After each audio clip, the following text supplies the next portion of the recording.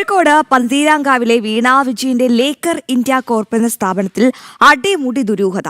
തട്ടിക്കൂട്ട് കടലാസ് കമ്പനിയുടെ മറവിലും കോടികൾ തട്ടിച്ചതാണ് ഉയരുന്ന വിമർശനം.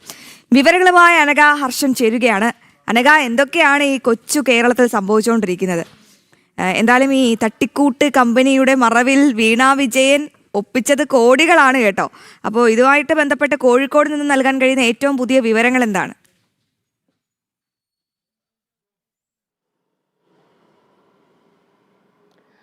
അശ്വതി, വീണാ വിജയന്റെ വീട്ടിൽ ED സംഘം നടത്തിയ റെയ്ഡിലാണ് ഈ കോഴിക്കോട് വീണാ വിജയന്റെ പേരിൽ ഒരു കമ്പനി ഉണ്ട് എന്ന് കണ്ടെത്തുന്നത്. ഈ കമ്പനിയുടെ അക്കൗണ്ടിൽ 15.74 ലക്ഷം രൂപ ഉണ്ട് എന്നുകൂടി ED കണ്ടെത്തിയിട്ടുണ്ട്. ഈ അക്കൗണ്ടിലുള്ള പണം കൂടി ED മരവിപ്പിക്കുകയും ചെയ്തിട്ടുണ്ട്.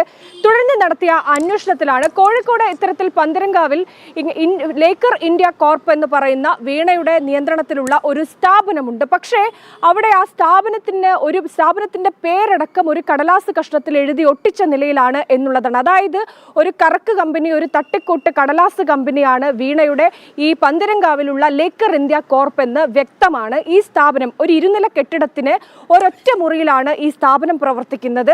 ഈ തൊട്ടടുത്തുള്ള സ്ഥാപന ഉടമകളടക്കം പറയുന്നത് ഇത് തുടർന്ന് പ്രവർത്തിക്കുന്നത് തങ്ങൾ കണ്ടിട്ടില്ല എന്നുള്ളതാണ്. അവിടെയാണ് ഈ സ്ഥാപനവുമായി ബന്ധപ്പെട്ട് അടിമുടി ദുരൂഹതകൾ ഉയരുന്നത്. എങ്ങനെയാണ് ഇത്തരത്തിലൊരു സ്ഥാപനം 2023 വീണാ വിജയൻ ഈ സ്ഥാപനം തുടങ്ങുന്നത്? അത് വീണാ വിജയന്റെ ഭർത്താവായിട്ടുള്ള മുൻ മന്ത്രിയും അതുപോലെ MLA-യുമായിട്ടുള്ള മുഹമ്മദ് റിയാസിന്റെ ഈ തെരഞ്ഞെടുപ്പ് നാമനിർദ്ദേശ പത്രികയിലടക്കം ഈ സ്ഥാപനത്തെക്കുറിച്ച് സൂചിപ്പിക്കുകയും ചെയ്തിട്ടുണ്ട്. അങ്ങനെ ഒരു സ്ഥാപനം, വലിയ കോടികൾ ഇൻവെസ്റ്റ്മെന്റ് ചെയ്തിട്ടുള്ള ഒരു സ്ഥാപനം, അങ്ങനെ ഒരു സ്ഥാപനം പ്രവർത്തിക്കുന്നത് ഇത്തരത്തിലൊരു ഒറ്റമുറി വാടക കെട്ടിടത്തിലായിരിക്കുമോ എന്നുള്ള ചോദ്യം ഉയരുകയാണ്.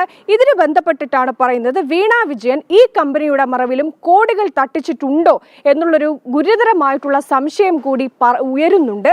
മാത്രമല്ല ED സംഘം ഈ കമ്പനിയെക്കുറിച്ചും ഈ കമ്പനിക്ക് അക്കൗണ്ടിലുള്ള പണവും മരവിപ്പിച്ചിട്ടുണ്ട് എന്നുള്ളതാണ്. ഈ കമ്പനി അടക്കമുള്ളവയെ കുറിച്ചുള്ള ഒരു അന്വേഷണവും ഇപ്പോൾ നടക്കുന്നുണ്ട് എന്നുള്ളതാണ് മനസ്സിലാക്കുന്നത്.